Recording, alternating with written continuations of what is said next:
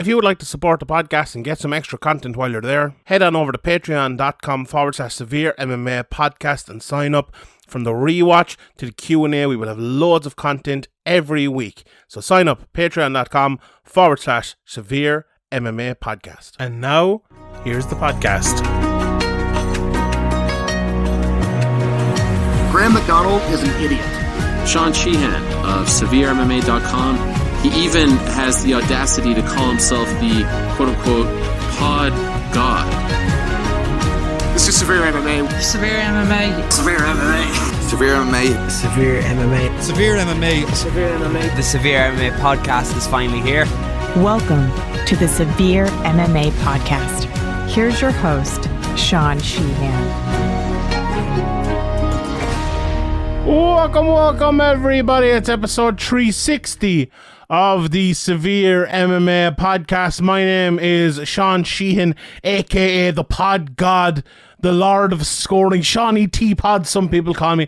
Joined today by the Aaron Gallan of Irish MMA Media, Graham McDonald, as we talk about a humongous week in the world of mixed martial arts. So many fights, so many talking points, so many cards, and we're going to get into all of that in a second. But must tell you, attention college comrades, this summer sun is just around the corner, and you know what that means. The water gets warmer, you're getting a tan on, the hair gel is in, and everything gets a bit pubier. Look at our friends at Manscaped are here to make that summer bod even better with their 4th generation performance package, which includes the Lawnmower 4.0. Join the 4 million men worldwide who trust Manscaped and get ready for shaved by summer by going to manscaped.com for 20% off and free shipping with the code SevereMMA. As the great Will Smith and DJ Jazzy Jeff Wadd said, it's like the summer's a natural aphrodisiac. Let's be honest, nobody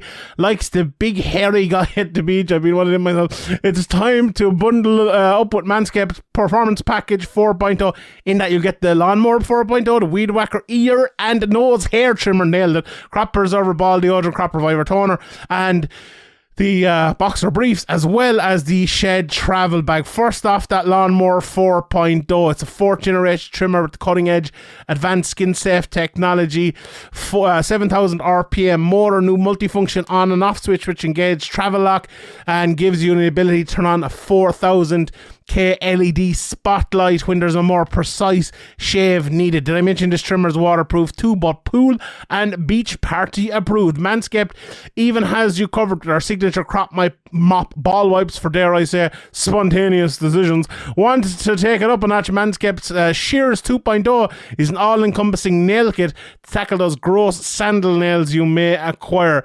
Seal the deal with Manscaped liquid formulations. Before heading outside, use the Crop Preserver Ball Deodorant and use the Crop Reviver as well, which is a backup, I would like to call it, a hop back into the mix with some more confidence. Manscaped, as I mentioned, threw in 2 free gifts as well, to Performance Package 4.0, the boxer briefs and the Chev travel bags to bring all your stuff with you. So get 20% off and free shipping with the code SevereMMA at manscaped.com. That's 20% off with free shipping at manscaped.com using that code SevereMMA. It's time to trim off those spring flowers this summer and give your beach balls a shine with Manscaped. Alright, Graham, let's get straight into it here. Let's talk about Dean Barry altogether. You know, for the last few weeks when there's been an Irish guy on it, we started there. So let's start there. I suppose you were right. You know, people can't deny it. You kind of said it last week. I put it to you if you were excited and you were like, not really, and you were talking about it. And then we did the Zoom. Also, if you weren't on that Zoom, it was a very different Zoom to ones we've ever done before. And carnage, as they say. Carnage. You have to be on the next one. That's all I'll say. And this is not me trying to drum up Patreon subscribers or anything, because it probably won't be for another 6 months at least. We might do 1 a year. We might do 2 a year. It was absolutely fascinating. It was, as I said, it was very different because Artem turned up and Artem just chose violence on the night and just attacked everyone and went for everyone, and it was hilarious and epic. And I honestly, I felt Dean Barry was there and Mike Jackson was there, and I tried to sway it away as much as I could. And you know, you tried to mischaracterize what I was saying and blame everything on me. And I absolutely He did that. But what more did you expect, Graham? What more? Yeah, I wasn't surprised.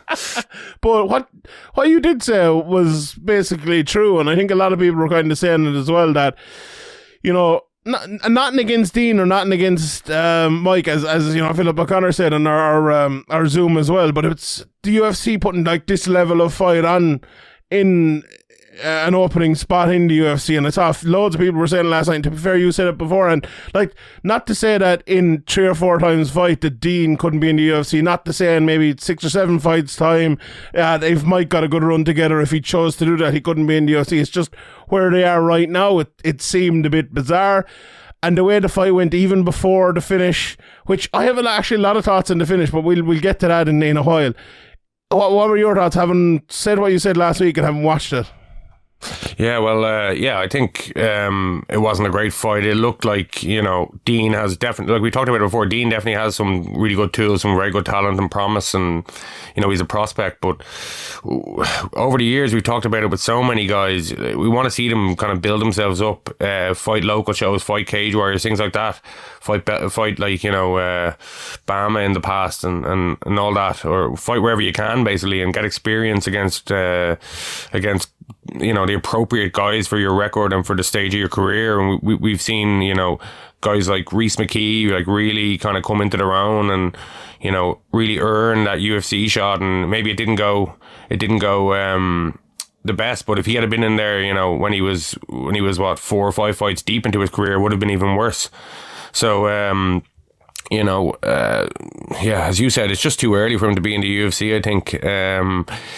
He seemed like he was trying to knock Mike Jackson's head off and get him out of there as quickly as possible, and it wasn't happening for him, and it just got a bit messy, and there was the low kicks, the low blows and things like that kind of, you know, I think Mike Jackson did a bit of hamming up, a bit of acting to kind of get himself a bit of a extra break, you know, as the commentators we're saying he's lying on his back, but like he's been killed with a ball shot, but he's having a bit of a banter chat with the ref. So it was a bit strange there, but yeah, I think, you know, nothing against either guy, but you know, it's hard to get too excited about these kind of bouts. Yeah, look, what happened with the bout basically was it kind of delved into madness a bit, and it became really scrappy and it became weird. Now, most of that was down to Mike Jackson, to be fair, and like, we could go to one side and we could be like very biased, or we could be very unfair in Dean, but you see low blows in fights. Dean threw the shot, it landed, he didn't mean it or whatever. It was, people get through it, but the way Mike was like roaring and shouting, that's the way Mike is. I'm not slating him or anything. That's just the way he is. I think anyone that knows Mike and has seen him, you know, covering the sport down through the years, you know, if I was in that position, I'd probably be the same, although I wouldn't get myself in that position. I'd be like, no, I'm not fighting. But you know what I mean? Like, you're roaring and shouting, and he understands what will become like a meme or will become talked about online. But it's also smart if you think about it. Like, it puts pressure on the referee, like all of these things do. Yeah. You know, we've seen so many of these things where there's like several fouls in the fight, and maybe there's a point taken or 2 points taken or things like that, or it goes to a no contest. Like, very rarely do we see a DQ for like an eye gouge or a low blow, or,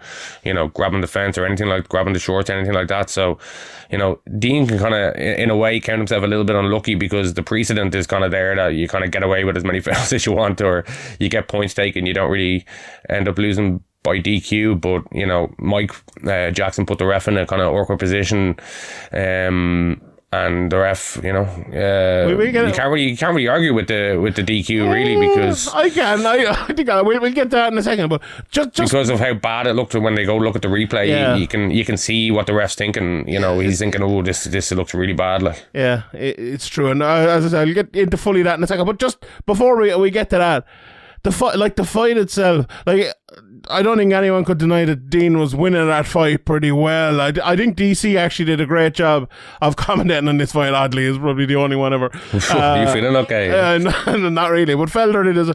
Like, you could kind of see that Dean was very, very nervous in there. And look, it's happened. Look, it happened to Ian Gary. It's happened to loads of other people. But he was he was going out and he was throwing his shots. There's a different pressure as well, though. A pressure of, like, as we said, you need to go out there and, like, really perform and style him like Jackson and finish him. And, it's a different pressure than the usual.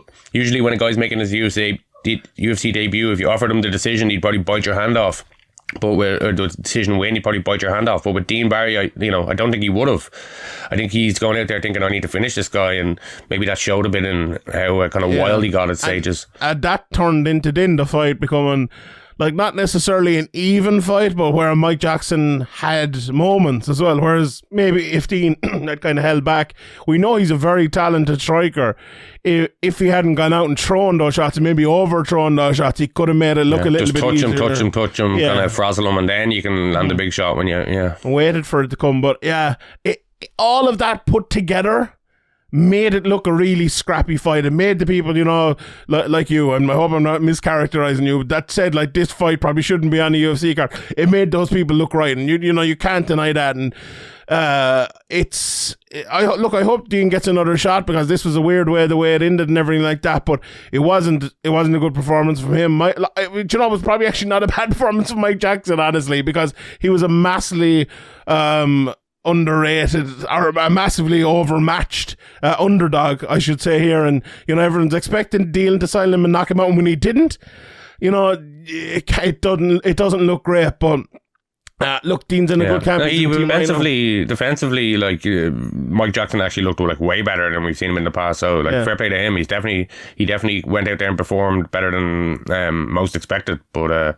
obviously he'll take the win. But it was a pretty bizarre fight in the end. Yeah, it was a very, very bizarre fight. And so there was the ball kick, as you said. I think everyone knows when you throw those spinning kicks, even if you're someone as experienced as Dean as a kicker, you don't really know where they're going to land. You're thrown to the midsection, you're hoping the best.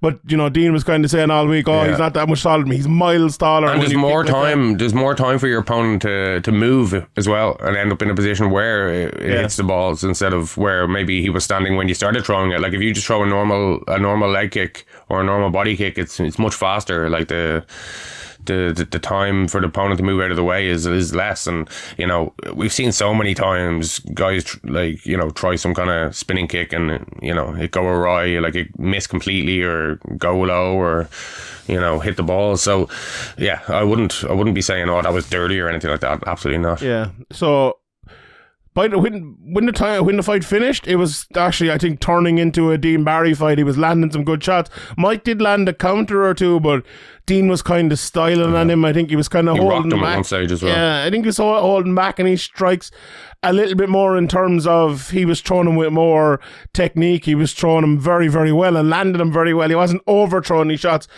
And unfortunately, what happened. So the way I saw it, like, watching it at the time, you see the fingers go into the eye like that, like we've seen so many times in fights over the last 20 years, and when do you see a disqualification like that for exactly what happened? Like, it's grand, people always roar, this should be a disqualification, this should be points taken and all there, and they always roar it, and it's the same as the open scoring crowd as well. And this is not hold on a second now, let me just finish for 1 second, because this is not just an Irish thing as well, because we talked about this only last week or 2 weeks ago, whenever it was, and I feel like I'm pretty consistent. That is, like, when we talk about intention, and for you to decide what is an intentional shot, like, sometimes you see there was the Cyborg fight. It was the Cyber fight last night. The Arlene Blinko was down. Jason Herzog said, she's down, right in front of Cyborg, and Cyborg threw the knee and hit her in the head anyway. Like, you cannot deny that that's an intentional foul. Now, if that ended the fight, it should be a DQ, right? That to me is an intentional foul. Or if you take a point. Now, what happened here was Tyone said it to Dean. I don't know, did he take a point? I'm not sure if he took a point or not, but he said, you knew what you were doing there or whatever. Like, Dean did not know what he was doing there. It looked really bad. It was absolutely bad. Could you take a point for the effect it had if it kept going? Absolutely. But I was talking to a ref last week after we were talking on the podcast about it, and he was kind of saying, I said, well, if you take a point, then that should be a disqualification. And he was kind of saying to me, well, you take a point because of the effect effect it had on the fighter. You don't necessarily take a point because it was intentional, which is fair enough. If you see 3 or 4 ball shots, if they're not intentional, well, you can't just keep doing them. You need to take a point eventually. So that, to be fair, does make sense. This one, so what happened? Dean was pushing Mike back for maybe 30 seconds, landing loads of strikes, throwing back. Mike landed 1 or 2 himself. Dean got Mike in kind of like a half Muay Thai clinch and was landing 1 knee at one stage and then was like throwing a couple of uppercuts. Mike did well. He kind of got out of it and he moved his head off to the right and was running like towards the cage to get away from Dean. Very smart way of defending. But as he did, Dean's hand was still behind his head, so Mike pulled out his head from where it had been. Dean's hand was still in that, catching onto the back of the head kind of way. He saw Mike moving and decided to push off as he was doing it, as anyone probably would. And as he pushed off, the hand was still kind of turned and ended up pushing his fingers into Mike's eyes. Very unfortunately for both guys, obviously. There was no way in hell he meant that. There was absolutely no intention from Dean Barry to poke Mike Jackson in the eyes. It wasn't one of these ones where it's a fight in the middle of the cage and one guy is jabbing with his fingers fucking straight up, and as we see so often, which in my opinion, if you've been warned for that and if you do it again, it should be a disqualification as well, because it's in the rule book that you can't strike or you can't walk around with your fingers out. You have to have them up or in a fist. This was not that. This was in a scramble against the cage where Dean Barry had him in a clinch, and it turned within half a second to Mike getting out of the clinch and Dean pushing off. This was in no way, shape or form. And I don't care if he's Irish, English, American, fucking Japanese. If this had happened the same way, I would say the exact same thing the same way. This was never intentional. This was only given as a disqualification because of the position Chris Taioni put himself in, which is fair enough, like last week, and I can understand it because of that and because of the criticism last week. But it's also only happening because of what happened last week. If this exact same thing had happened 3 weeks ago, and we hadn't seen what we saw last week with all those cards, this would have been a no contest without a shadow of a doubt, I think. How did you see it? Yeah. I think it's hard to argue with it when you look at when the ref goes to look at the slow motion replay and it's super slow mo zoomed in, it looks really bad. But if I kind of said earlier it's hard to argue with it, but I suppose the law is written, the rules are written that it has to be an intentional. In my opinion, it should be written as egregious more than anything, because judging intention is just, impossible. Like, really, at the end of the day, you can kind of make estimates and guesstimates or whatever, but, it should just be the kind of severity or the egregiousness of it. But, I suppose I have to kind of backtrack on what I said earlier, and within the rules of it having to be intentional to be a DQ, I don't actually think it was intentional, so it probably should have been a no contest, but I can understand why, and another thing is, it's in the apex, there's not that many people there. Daniel Cormier is roaring and shouting like, that's intentional, that's terrible, that's disgusting, whatever he's shouting, and he's like, that has to be a DQ, but the ref won't have the balls and all this stuff, basically was what he was saying, roaring and shouting this while all this is going on in a kind of quiet arena. So yeah, that could have easily played a part on the ref feeling like I've been criticised before, as you mentioned, and now I have Daniel Cormier basically calling me a pussy if I don't fucking, saying I have no balls if I don't make this a DQ. I don't know how much that played into it as well, but I suppose you're right. In the rules, it has to be intentional, and it was ruled intentional, and I actually don't think it was intentional. With these super slow remote replays, and you can kind of make it seem like it happened for longer than it was, and it definitely was a bad eye poke. Don't get me wrong, but I think I agree with you that I don't think it actually was intentional. Yeah, and I you make a good point about Cormier, and I actually hadn't thought of that, but it's right. There seems to be this movement recently of people who don't really care about the sport, but are suddenly making up their own rules, thinking the way the sport should be governed, and everyone is kind of... Yeah, that's how I was kind of thinking there before I kind of backtracked. Exactly, and it's easy to do. I do it myself sometimes, I'm sure I do it as well, and I have a chat with a referee or a judge or whatever it might be, and they kind of talk me down a little bit, and we need that every so often. But yeah, I don't know, I really think Taioni was moved by what happened last week. Maybe there was a fucking memo sent out, maybe they had some training or whatever. and they said give more DQs or something like. But I don't know. It still doesn't make this right. It's still, and you know, everyone hates a no contest because it's weird, you know, and everyone wants this, well, not everyone, but a lot of people want this rule to be different. They want more disqualifications, and they want, you know, people are always talking about like, oh, it's like and it's stupid, and I'll explain why it's stupid, right? People are always saying like, oh, if you go in American football and you cause a foul, or soccer, if it's you know, if Sadio Mane is running through and fucking, you know, Gabriel Jesus accidentally trips him over, it's a foul whether it's an accident or not an accident, right? Which is fair enough. That's the same in any other sport. This is a sport where you're trying to hurt people. This is a sport where you're punching people in the face, and that's the point of the job. And kicking people, that's the point of the job. If you kick someone in soccer, that's a foul every time because you're kicking them. If you kick someone in MMA, it's not a fucking foul because kicking people is part of the fucking sport. And if one of them goes slightly wrong, okay, it's a foul, but should you take points? Like, is it an egregious foul? Is it like... I think people need to realise what they're fucking watching. We're not watching NFL. We're not watching soccer. It's mixed martial arts there, and sometimes a thing can go like a little bit wrong. That doesn't mean someone's trying to fucking poke someone's eye out or trying to kick them in the balls or whatever. Now, sometimes there are as well, and we've talked about them before. Sometimes people do go over things, but the vast majority of times, it's not.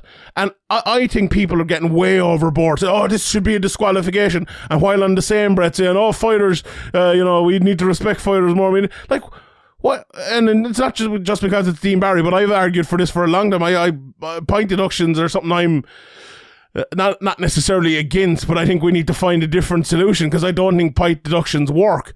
But like, it's affecting that fighter too. Like, that someone that made a slight error in fucking timing, or that Dean Barry one was just a complete and utter just bad timing kind of mistake. He didn't even throw a punch or anything like that. It was literally just the positioning error. And not even an error. It was just an unfortunate positioning fucking occurrence. It was, I don't know. It's weird. I feel like, you know, obviously myself and Harry do a lot of it over in Speaker's Corner. Me and you talk a lot here about maybe the wider scale of MMA. But sometimes people kind of forget what the wider scale of MMA is, like that it's a fucking mixed martial arts combat sports contest. It's not like other sports where you can't just simply call something a foul because it's you know, the referee calls it a foul. You can't call it egregious. You can't call it on purpose, but just because it's something slightly went off, you know, it's something slightly gone off in soccer and other sports, as I mentioned, is going to be egregious because the purpose of those sports is not to injure, where it is in mixed martial arts. And if you slightly injure the wrong area, oh well, that's unfortunate, you know. But I don't know. I'm gone mad anyway. I'm just in another rant. But anyway, yeah, it was a bad fight. Let's be honest here. It was a terrible ending. Are they going to make it again, do you think, or what are they going to do? I don't think they can. I think they need to move on from it now. Their biggest problem is, though, like, they can find Dean another matchup. What is he, 4-2 now? I'm sure they can find someone probably who's like, you know, 5-1 or 6-0 coming from the Contender Series. That's no problem. How do you match Mike Jackson? A guy who's won no contest, like, that's going to be tough. So maybe because of that, maybe they match him up with Dean again. Like, if he loses, he's out. If he wins, at least then he's fucking 2-1, and he probably should be 3-1, you know, because the drugs test took him away for CM Punk. Was only a bit of weed, like. So yeah, I think they probably will try to make it again, although I think they shouldn't. But I don't know. What do you think? I don't know. Like they really wanted to make this matchup, you know. They really wanted to kind of put it together. They waited, and it didn't work out like they wanted. Are they gonna, you know? The problem is, as you said, where's Mike Jackson gonna go next if it's not a rematch? So I think there's enough kind of controversy and enough kind of talk around it that they can make it again. But, you know, for Dean Barry, does he want to fight Mike Jackson again? Does he want to? Like I said, I'm sure he'd much prefer to go in there against that 5-1, 6-0 Contender Series guy that you're talking about, like, you know, type. So hopefully they don't. But with it's so hard to predict the matchmakers. Like, who would have predicted this fight in the first place? And a lot of fights these days. So it's really hard to know what they're going to do next. It's basically just a complete guess. Yeah. we'll see what happens. Like I think Dean could probably get back in there quick enough, and maybe that'd be an option for him. So look, we'll see what happens. But I hope he gets another shot. You know, a lot of people are saying, oh, you know, he never should have been in the UFC. He doesn't deserve another shot afterward. Like, that was very unfortunate. I think people, because of Cormier's commentary and because of some people online saying, oh, this is a disqualification, I think people maybe bought into that, but it's just, it's not the way that it's been called, and a lot of these things are often called really, really wrong, and I think that one was. Well, the precedent is definitely the opposite of what happened. Like we've seen many a no contest. Yeah. It's just. It was weird, and Dean Barry is just an unfortunate one, because probably next week he'll probably be back to the old way, you know, and it's very unfortunate for Dean Barry that he was the one on a bad week caught up in it. But you know, he's put in a bad position by the UFC, like with this fight with Mike Jackson. You know, really, the criticism that he's got is kind of more for the position he's been put in. Like, everybody understands that if the UFC come along and offer you a contract, like, you know, 99% of guys are going to take it. So, you know, nearly everybody would have done the same in his position. So, you know, I think it's just been very unfortunate for him. Obviously, the way this fight worked out and the way it ended, and you know, he could probably try and overturn it, but like, there's just no point. You know, he's like, as you said, he's probably, like, you know, by the rules, it probably should have been a no contest, but we've seen so many people try to overturn results, and it's very, very unlikely. So yeah, maybe for him, maybe he does want to get back in there, you know, fight a more kind of patient patient fight against Mike Jackson, finish him early and kind of move on and not have this kind of hanging over him. So maybe that's what he wants to do, and I'm sure Mike Jackson will take whatever fight. He seems happy enough to take whatever fight the UFC offer him. So yeah, maybe it is slightly more likely that the UFC will put this fight together again. Yeah. Right, let's move on. Look, there were so many fights this weekend, I don't think we can go through every one of them fight by fight. I want to talk about Juliana Velasquez versus Liz Carmouche, which was another bit of a mad evening while we're on this. What did you think of it? Go on, I actually haven't talked to you about this yet. Go on.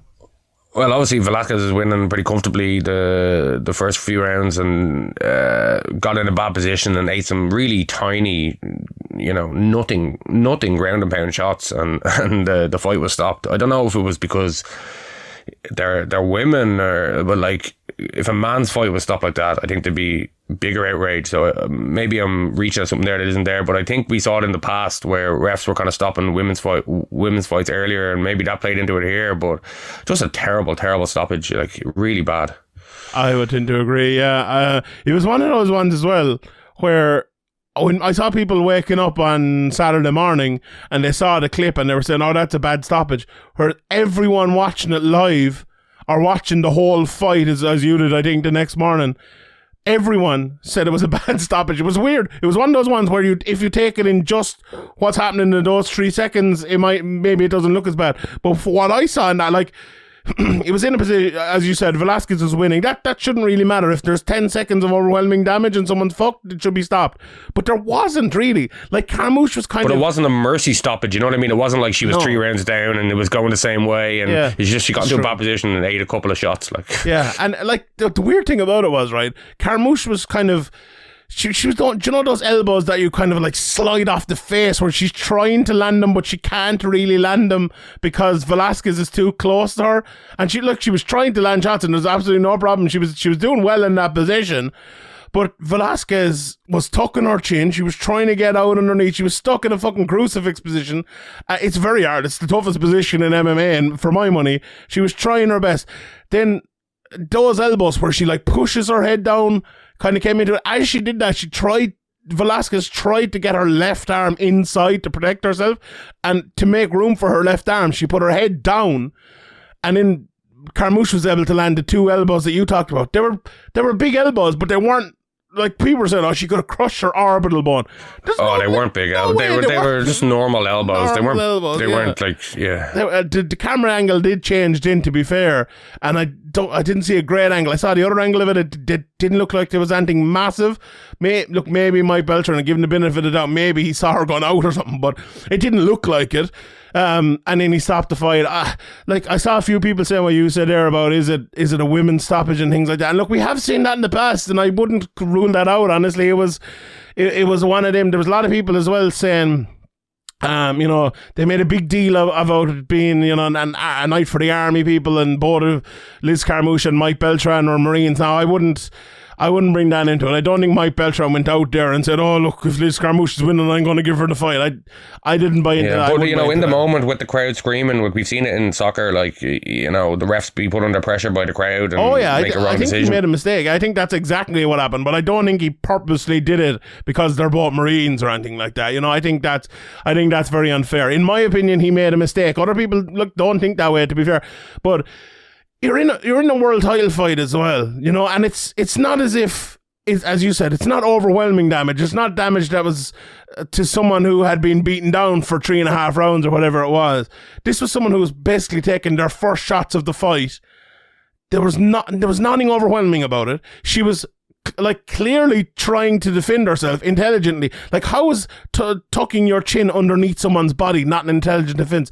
How is trying to get your left arm inside to defend yourself not an intelligent defense? Okay, maybe putting your head back is not the most intelligent defense, but fucking gone out there, taking 17 punches, standing up like Liz Carmouche did for the first 2 rounds is not an intelligent defense either. It was a bizarre one. It was definitely a bad stoppage, definitely an early stoppage in a title fight like this, wasn't it? Yeah, it was. If that was if that was a world title fight and people were kind of more invested, or it was on a UFC card or something, I think there'd be much more outrage. But yeah, I think everybody did kind of agree that it was a bad stoppage. And as you mentioned, I could have seen it if it was if it was the other way around, like I mentioned earlier, and she'd been kind of stuck in this position before, and it only looked, and the round had ended like that or something with shots, and then it happened again at the start of the round. Okay, the ref is kind of he sees which way this fight is going and he stops it. But I think you said it perfectly. She was eating her first couple of shots of the fight after what, nearly 20 minutes or 15 minutes, and for her it must be absolutely enraging. Not allowing your opponent to kind of posture up and tee off on you, and only lands kind of short shots, and not that many of them, and nothing of what I would consider huge impact. Yeah, that's intelligently defending yourself, and it's just a really bad stoppage. Just really bad. There were the sort of shots that I think I'd be looking at and go, is this even changing who won the round? It was one of, and they were maybe it would have, but it wasn't.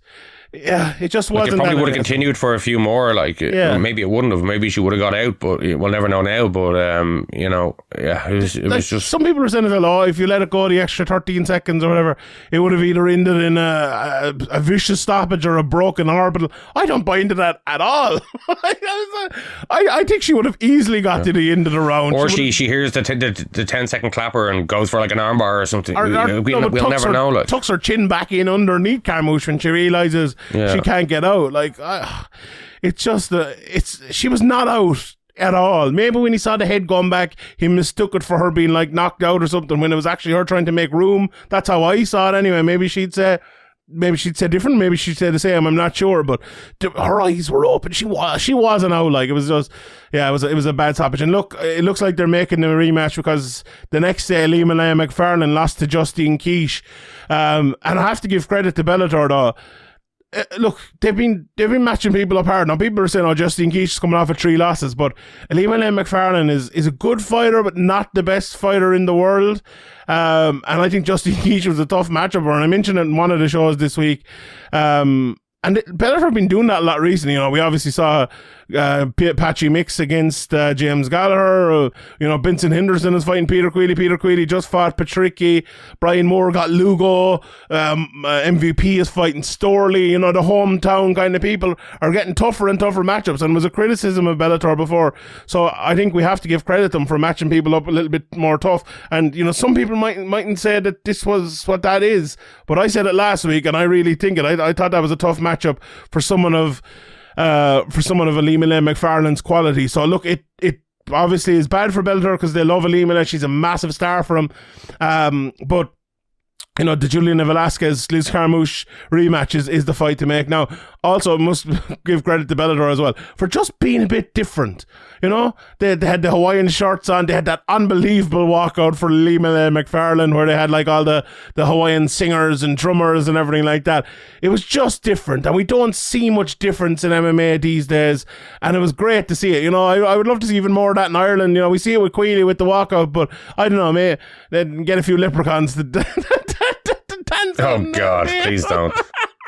I don't know. Well, did you like that though? I know, like the shorts and stuff they're a bit tacky at times, but I always, as a once off or something. But if they're doing it regularly, it just becomes yeah. It is once off though. Like they've been there. What is it, their third time, and you know, really twice because they did 2 events together here. But like I was actually thinking to myself, and I did a bit on Sherdog about this as well. But like I went back this week and I watched a fight on Fight Island. I can't remember who it was. And I didn't realise it was a fight on Fight Island, and one of the first Fight Island events, until like I went to Sherdog or went to Wikipedia or whatever and saw where it was on. Like you wouldn't have known that it was Fight Island unless you like looked it up. And you will never go back and watch Liz Carmouche versus Juliana Velasquez, this fight, and not know that it was in Hawaii. You know, you can see the judges there in their Hawaiian suits. You could see Josh Thompson. You could see John McCarthy and all the lads in their Hawaiian things. You can see, you know, if you go back and watch the Elimele fight, you'll always know this was that fight where they had the unreal walkout. This was the fight in Hawaii. This was the unreal atmosphere. And that to me is brilliant. Every UFC fight is the fucking same. Like the only thing that's different is commentary. Like I hear, oh, it's Brian Stann, brilliant, you know? Or Daniel Cormier, let's mute that. You know, it's fucking, it's so samey, it's almost obnoxious at how samey it is, and I'm glad they did this, and I'm glad they did something different. So fair fucks to Bellator. You know, people give out about Bellator enough, and we give out about Bellator.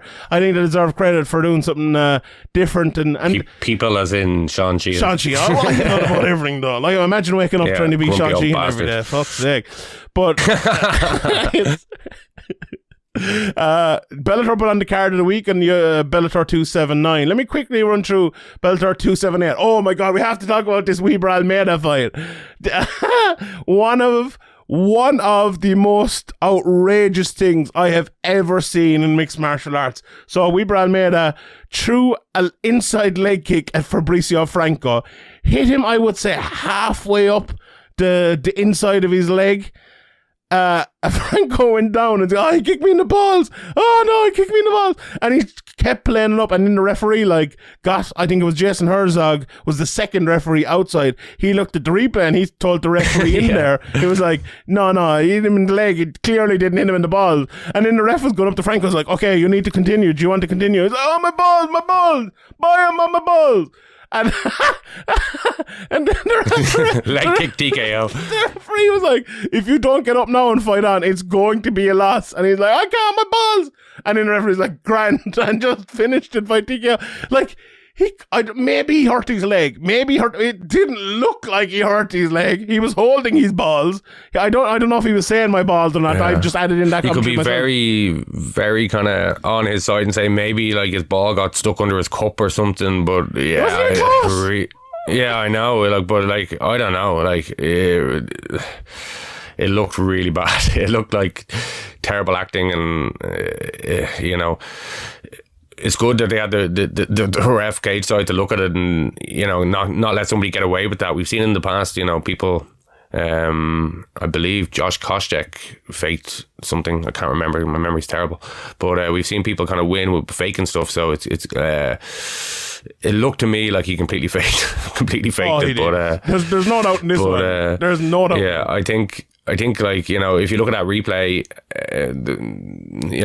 the ref has no option but to rule that as legal, and if he's not going to continue, then yeah, TKO, leg kick. Indeed. Oh, I definitely got this one right. There's no shadow of a doubt about this one. It was very funny though. I enjoyed it. It was funny, and fair play to Weber Almeida, who's a good prospect coming through. There's a very good comeback for Blake Perry. He beat Mackay Cooper, who's the brother of Ray Cooper III. He was winning that fight, and unfortunately got taken and beaten there. Grant Neal put on a good performance, moved to 7-1 against Christian Edwards. Danny Sabatella, this is a name people I think need to listen to and hear about. He's an unbelievable wrestler. He fucks and blinds all over the place. He beat Jarnell Lugo, dominated him on the ground. Enrique Barzola. So that's Brett Johns and Lugo in his last 2 fights. Like, there's some very good wins there, you know, Wins, different styles as well, like showing that he can do it all, really. Yeah, and he's the hair dyed, and he's got into the tournament now, and he's fighting, who's he fighting? Higo, I think. That's a tough matchup for Higo with that ability to wrestle. It's tough. It's going to be tough for anyone, and it's that tournament is brilliant. Like, I know they lost, obviously, Gallagher, and they lost Sergio Pettis, probably the 2 biggest stars in the tournament, but still the quality is unbelievable. Enrique Barzola as well.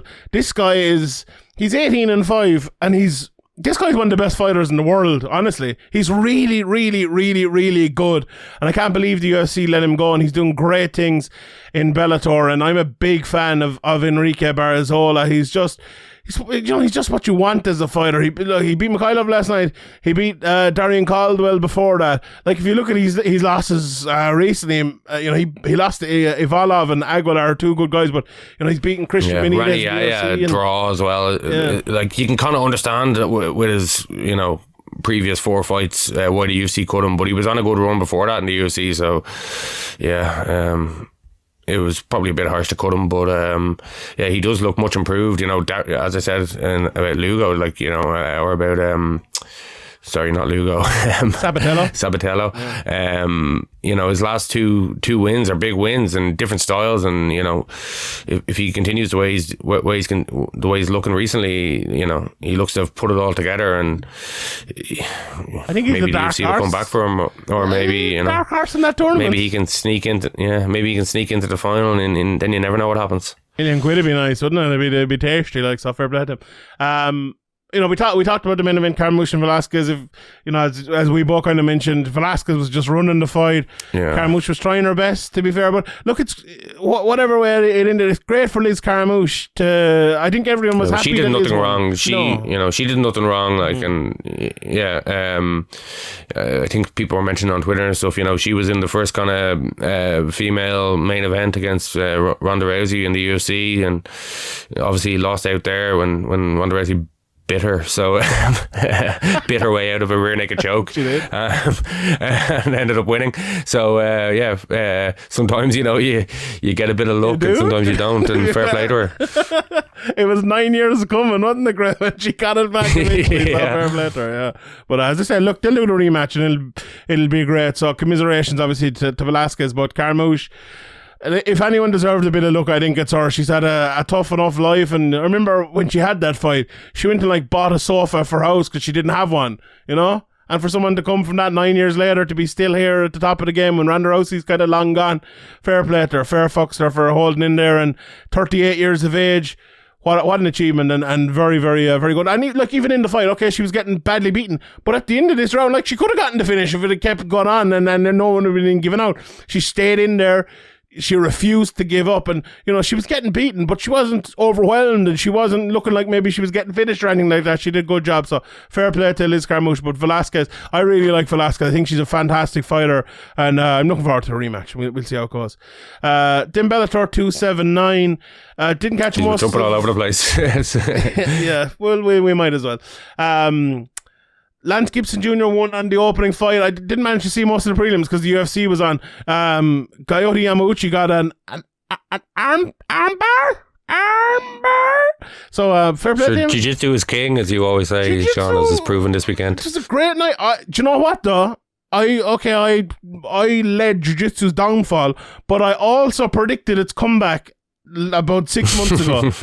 I did know, to be fair. So Jiu-Jitsu coming back was predicted by me. I am absolutely and utterly, as always, correct. So, but a great win here for Yamauchi. I watched a bit of Cocelli on the way into this fight, and he's a pretty good fighter. So that's a good win, I think, for Yamauchi, and he'll be moving on at 170 to bigger and better things, I think. Yancy Medeiros and Emmanuel Sanchez put on a very good scrap. Medeiros ended up winning. I know we were talking about it last week, and I was a little bit surprised maybe to see him winning, but yeah, it was a good fight and a good win for Yancy. Yeah, I thought it would probably go to a decision, but I thought he'd be on the wrong end of it. Yeah, big win for him.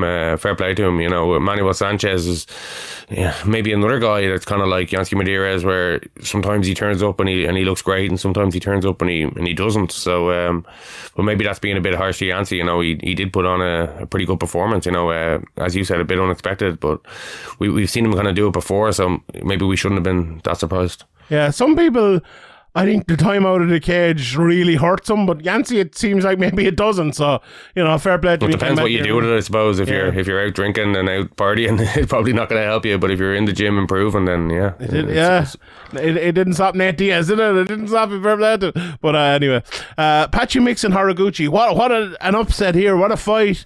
And fair play to Patchy Mix. You know, moves to 16-1. It was one of those fights. It was very close. I think some people had a 3-2 Haraguchi. Some people had a 3-2 Mix. Some people had a 10-8 in the first round for Mix. I had a 3-2 to Mix. 1-3-5, was it? Yeah, I think so. Yeah. And definitely 1-5 anyway. I can't remember around the middle. I was watching like 6 o'clock in the morning, but it was.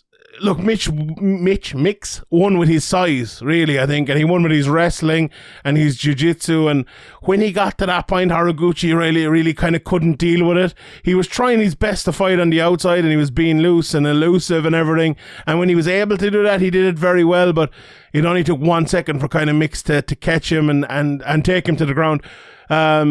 On the 10-8, I didn't think it was a 10-8 in the first. I didn't think there was overwhelming damage, which there needs to be today. It probably would have been a 10-8, 8 or 9 months ago. But yeah, overall, I think the right guy won. You had it for Mix as well. You were saying, did you? What you think of the fight overall? It was an interesting one, wasn't it? Yeah, it wasn't one you're going to go back and watch probably ever again. But it was kind of on a knife edge. You know, the third round, like. You could probably give that to Haraguchi. Like, you go back and watch it and probably make a case for it anyway. Yeah, but close, yeah. At the time, I gave it to Mix, which would have won him the fight. But you know, if it had went the other way, like when the scorecards are being read out and it was 48-47 unanimous. Usually when it's a unanimous decision, you kind of know who it's going to be. But with this one, yeah, it could have went either way, and yeah, it wasn't the most exciting fight and a bit of a frustrating fight for Haraguchi. But you know, Mix did what he had to do and got a really good win over, like, you know, a really good guy who's fought fought the best of the best. So it's the streak Patchy Mix is on and how he's looking, you know, he looks a real great prospect. And he obviously made weight again. He missed weight for the fight. More than a prospect now, I suppose. He's kind of arrived now. Definitely, yeah, 100%. Like, when you beat Haraguchi, you have arrived. You know, there's no doubt about it. Look, Haraguchi, I think, the story of this fight mostly was kind of how outsized Haraguchi was. And the problem with that is Bellator don't have a 125 pound division, so he's put in there. And I know he's been fighting at 135 as well over and risen, but I don't think he's big enough for the 135 pound division, especially when there's a guy like Patchy Mix there. But nevertheless, you know, he's a good fighter. He's been a champion there before, and Mix did what he needed to do and took him out. So a good performance there. And this tournament is really good. We had Rafi and Stotts against Archuleta as well. And Archuleta, as you kind of predicted, Graham, he did very well in the first periods of this fight. He took Stotts down a couple of times even, which I wasn't really expecting. I thought Stotts would have the clear advantage there, but Stotts did manage to get on top of a couple of times, and maybe the fight wasn't turning, but I think the fight would have gone his way if it had kept going. But it didn't need to start to the third round. He unleashed a massive head kick, caught him with the kind of knee, kind of Marlon Moraes, Aljamain Sterling style, put him down and ended up finishing him with a few elbows, I think, maybe even on the ground. It was a vicious KO, and I'm a big fan of Stotts. I really like him. 18-1 now, a great record. A lot of Bellator lads on that sort of record, especially in the 135 pound division as well. But beautiful knockout, wasn't it? Yeah, really vicious finish, you know, including the ground and pound. He made sure, you know, it's a really good fight for Stotts. You know, he didn't have all his own way, as you mentioned, but he got the job done, or like he hung in there. He wasn't really dominated in any way, and you know, he got the job done with a huge head kick and a highlight reel over a really good guy, you know, a really experienced guy as well. Like, that's his 29th fight, and that's only his 4th loss. So yeah, really good win, and a really good fight to see where he's at, and also for him to kind of go back to the gym and improve on. Looks like a fight that will stand to him. Yeah, and the thing about it as well, he won the interim title with this. and his teammate Sergio Pettis, although I think he might have moved to another gym maybe because of the Pettis thing, but he had a Rufus Sport corner in these corners, so I saw someone saying that on Twitter. I don't know if it's true or not, but he did have someone from Rufus Sport in these corners, so it's interesting to see what they do there, especially if he goes through the tournament. I suppose in one way it's a bit lucky that Sergio is out of it, so they don't have to kind of deal with that, but we'll see what happens with that, because him versus Pettis could be a massive fight, and we'll see how that goes down the road. But as I said, I think Stotts is a very, very good fighter, and it's a very, very good win here. So fair play to him. There was some post limbs as well. I actually I didn't see him, but we'll fair play to all those people who won there. But Chris Cyborg and Arlene Blinko in the main event. It was way better than I thought it would be, honestly. But while still being dominant for Chris Cyborg, she got a point taken in what was the point taken for in the first round? I can't even remember. It seems like it was 100 years ago. But anyway, she had a point taken. It was the low knee, which I mentioned earlier. Yeah, the knee went to a grounded opponent. So did you have that 9-8 or 9-9? 9-9. Yeah, 9-9. You didn't. Cyborg won the round. Like, she was. Why did you score for Blinko? No, 9-8 would have been. Sorry, a 10-8 round. 10-8 minus the point. Okay, yeah. I saw a lot of people going for that. I think probably verging on a 10-8, but either way, Cyborg won every round, I think, pretty comfortably. Obviously, maybe she could have finished the fight if she hadn't, gotten a bit wild or a bit of a stupid moment in the first round that got her the point taken. But it was a dominant performance. I thought she'd finish the fight, and it looked like it was going to go that way in the first round. But for Cyborg, I don't know. It was a rematch nobody was really asking for, but it turned out to be a little bit better than expected, I suppose, a little bit more competitive, but still, Cyborg kind of had her own way for nearly a lot of it was down the whole 25 minutes. A lot of it was down to how tough Blinko was, really, and the fact that she did land a few shots. Cyborg's ear was burst open, she was bleeding from the back of the ear, she kind of had noticeable damage on her, and it always feels like Cyborg as well that, if you land one good shot on her, it means a lot. It feels like she's not used to maybe taking shots because she's the hammer so much, and she's very rarely the nail. And when she does take shots, she's almost like, oh, what happened here, kind of, and she kind of gets shocked by it. Like, she got knocked down but off balance twice in this fight, and she kind of, the way she reacted to it was a bit weird both times, but she was never in any grave danger or anything like that. Blinko, like, she landed an elbow at the end of one of the rounds, and I do think it stunned Cyborg a little bit, but it was maybe a good time for Cyborg, the fact it came right at the end of a round. But look, Blinko didn't win any of the rounds. I think it was the second round I had a 10-8.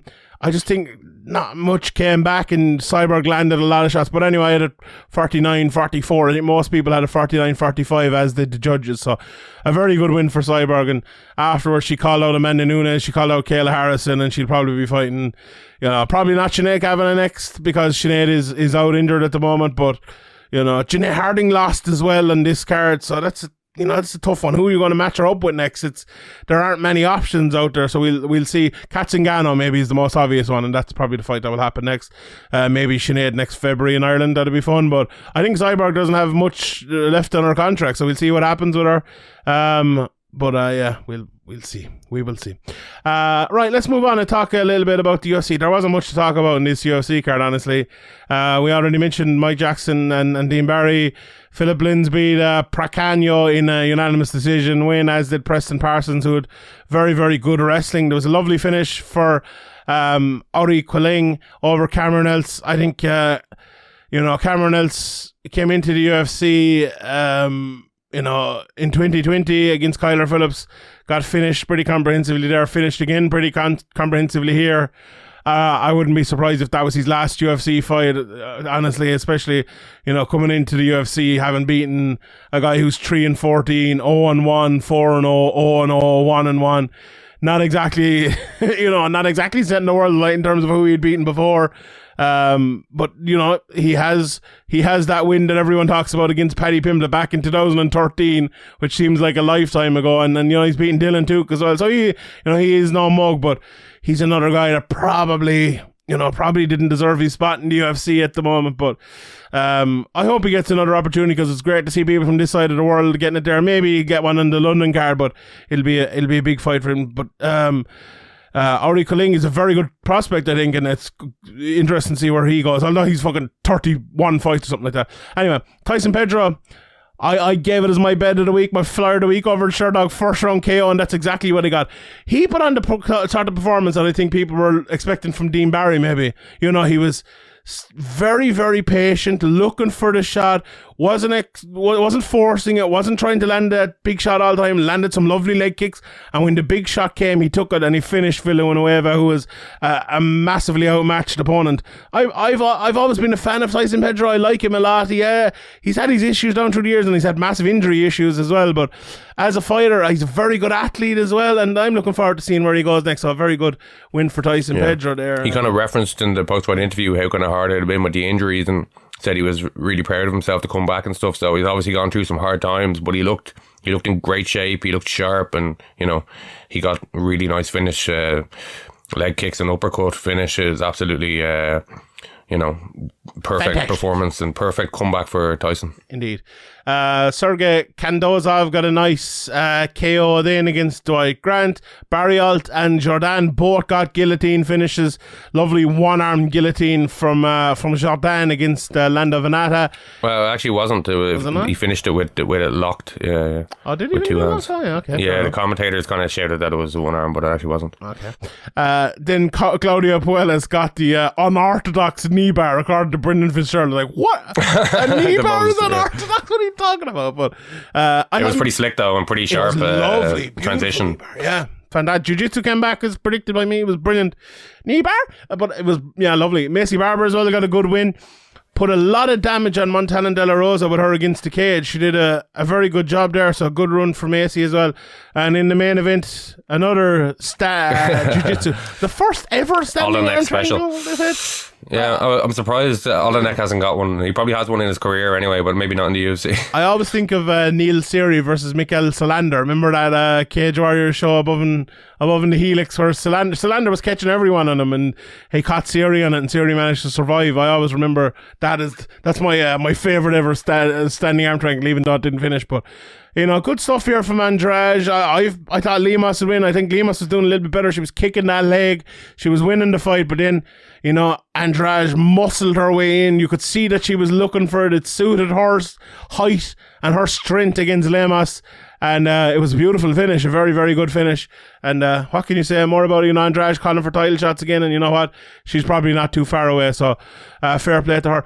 And what a weekend for women's MMA, 3 main events we just talked about, all women's MMA fights, and I've done a bit of this for Sherdog as well, so I won't go too far into it. Maybe I'll throw it to you. Like, we talked about Ronda Rousey and Liz Carmouche 9 years ago, and we, at the time, people were criticising it being the main event, and Dana White, not too long before that, had said women would never be in the UFC and everything like that. It's great that, and we look at other sports today as well, and, they're still trying to push women's sports an awful lot, and that's no problem with that. That's great. We don't have to do an MMA anymore. Women's sports are just, the women's side of the sport is just accepted. It is part of the sport. There was 3 main events here, all women's fights, and no one blinked an eyelid. Probably no one has even mentioned it, apart from me maybe. And that's great. It's brilliant that we just see men and women as equals in the sport, and it's not like other sports where it's a completely different side of the sport, It's I think MMA and the UFC definitely deserve some credit for kind of being ahead of the curve, and you see in soccer and Sky Sports News over here and stuff like that, they're trying to kind of push women's sports in the last couple of years, only the last 2 or 3 years, and in boxing we've seen more kind of promotion of the women and things like that, and kind of being treated as the same as the males. And I think the UFC definitely, maybe I'm wrong here, maybe there's other sports, but from the sports I follow anyway, they seem to have kind of led the way in normalising it normalizing the women as, you know, worthy headliners or, you know, worthy of a spot. And as you said, nobody's blinking an eyelid now because it's become so normal. And yeah, Dana White's definitely in the past, you know, he said about, I think TMZ asked him, well, when are the women going to fight in the UFC? And he said never. So, you know, he can be pig-headed and kind of, you know, stick to something he said, but, you know, in fairness to the UFC and everybody involved, they did, you know, kind of lead the way in terms of normalising it, and, you know, credit to them for that. 100%. Fair play to them, and then fair play to Bellator as well, and everyone else. And it's great to see. It's great to see. Pick up the ladies. Fair play to them. PFL had a card in their first card of the year, and it was actually pretty good. Omari Akhmedov, I have to mention his KO, one of the KOs of the year so far. An unbelievable knockout over Victor Pesta. Hurt him really badly, knocked him out with a big right hand. There was wins for Simeone Powell against Clinton Williams. Rob Wilkinson got a lovely TKO finish over Bruce Soto. Martin Hamlet does what Martin Hamlet does and out-wrestles opponents. Stevie Ray lost to Alex Martinez. There was a few takedowns in that one. Not the best fight in the world, but it's good to see Stevie back, you know, and that tournament, we'll see where he goes in that. Corey Hendricks beat Emiliano Sordi, which was a bit of a shock there, I would say. Aubin Mercier got a split decision win over the two-time champion Nathan Schultz in a good fight and a good performance. Shoeface Antonio Carlos Jr., the reigning champion, at 205, beat Dylan Monteverdi, a Darce choke, you know, doing what Shoeface does. Haush Mafu knocked out the Magic Man, Don Madge, even after Don had been winning the fight, but a very good knockout there. And Clay Collard, Jeremy Stevens put on one of the fights of the year, an unbelievable fight over 3 rounds. If you haven't seen that one, try to go back and watch it. It was a beautiful, beautiful fight, and you know, a good start to the year from PFL. They had a few technical issues and stuff, but they got them fixed by the midpoint of the fight, and it was a very good night. I enjoy PFL, honestly. Next week's card, my favourite PFL fighter, the heavyweight champion from last year, Bruno Capelloza, he takes on Stuart Austin, who most famously has a win over Tom Aspinall via knee bar, that unorthodox submission of a knee bar. Brendan Loughnane is back as well. He fights Roji Kudo, who is a pretty good fighter. I've looked at a couple of his fights, so that'll be very interesting. Always great to see Brendan back. Hinan Fahey on the card. Lance Palmer and Chris Wade should be a tough wrestling match, as should Kyle Bochniak versus Bubba Jenkins. Denis Gostilov, who's been a semi-finalist a couple of times, is back at 265 pounds as well, and your guy Shaman Morai, so not a bad card there. And in next week's UFC, there are some good fights on it. I like Andre Filo versus Janderson Breto. I like Jared Gordon versus Grant Dawson. That's a pretty good fight. And towards the top of the card, then Darren Elkins, Tristan Connolly. That's a good old-fashioned North American scrap there. I like that one.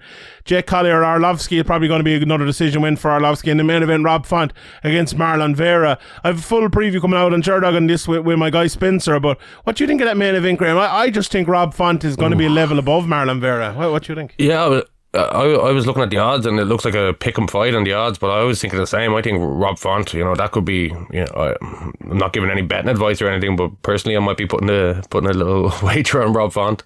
Yeah, I think it's I don't think it's as close as the betting odds are talking about. But anyway, we will leave that there, and we look forward to those fights next week, and we'll have the full preview on Thursday night as always with Ian O'Neill and friends. So yeah, before we go as well, Reece McKee, Graham, fighting for the welterweight title at Cage Warriors Belfast against Justin Burlinson. That's a great fight. That is a great fight. I'm really looking forward to that one. It's good for Reece, isn't it? Because obviously he came back, he won that fight against Alexei Mantekivi, which is a better win now looking after what Alexei has done since then.